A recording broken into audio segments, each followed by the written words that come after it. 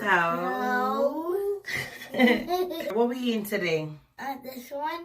What you eating? Tell the people. A sandwich. Sandwich and chips. And chips. And what else you got? Show them in the camera. Slushy. Slushies. Instead of milk. Chocolate milk. And not food. So, I'm actually, guys, seen the previous video. This is the chicken over rice. I actually have some, if I'm pronouncing it right, naan bread that I have to eat with it. I'm about to put it on top to make it look cute. Okay. What? This video is going to be about my baby.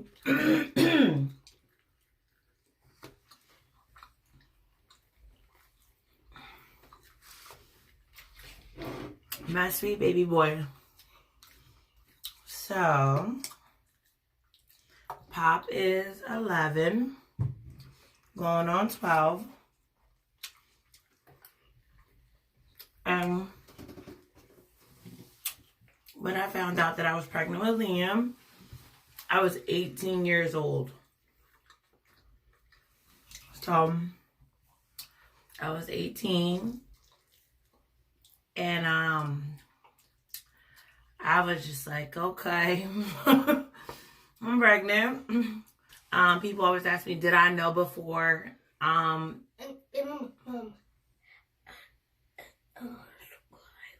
Oh, tell them to subscribe. Tell them. Subscribe. Hit the. And then subscribe. Hit the red button. And this. And ring the bell. And ring the bell. So people always ask, did I know before? No, I did not officially. When I was about a couple months in, if I get all these timelines wrong, guys, I apologize. It's been so long. But I was about a couple months in when we did a sequential screening, basically a blood test that said there was high markers for Downs. So they came back and said there's a chance, but the only way we would know for sure is if we did an amniocentesis. And but they said there was a chance that I could lose the baby if we did an amnio. I was pretty far along to my standards, but if I get timelines all messed up, don't drag me in the comments. So I talked to his dad, and at that point in time, this is the story. We were like, all right, we're going to rock out either way. We don't care. That's our baby. We're going to just move forward. So I didn't officially found out that Pop had Downs until he was born. He was born with a couple holes in his heart, and he needed to have, heart surgery at our local children's hospital in Philadelphia. Yeah. So we spent the first couple months in the hospital. Yeah, we didn't go home right away. Liam actually had to go home on heart medication, and he went home on a feeding tube, so he could not eat on his own.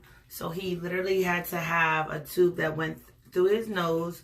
We had to take a stethoscope, put it in our ears, push the tube down his nose, and then listen for a swish to know that it was in his stomach. And then we would use a bag that hung up on like what you would use, like a vital kind of, like a hang up.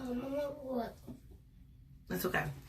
And that's how I would feed him, through his nose. And then I'm only 18, so I'm a baby myself in a way. Just graduated high school. But I'm like, you know what? That's my boo-boo. We gonna figure it out.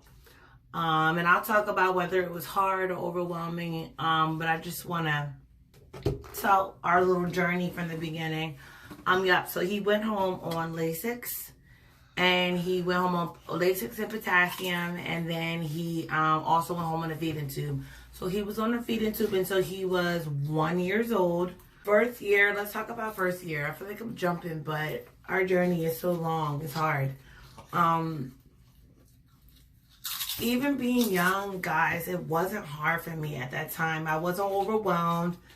I wasn't like, oh my God, this is too much. He's my boo-boo. And it's not even about, oh, is that my boo-boo or not? Like, do I love my child or not?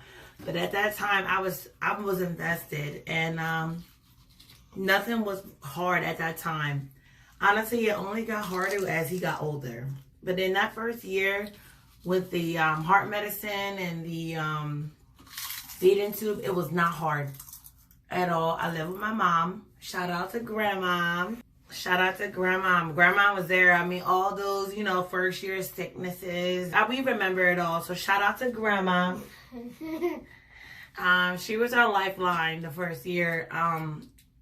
Yeah. Shout out to Mommy. I don't know. What else? Well, he ain't gonna know, but first year wasn't hard, guys. I'm just trying to think of something I'm missing. Oh, that's sweet. Let me think. Mommy's rambling, but this is my boo-boo. So, they're going to subscribe.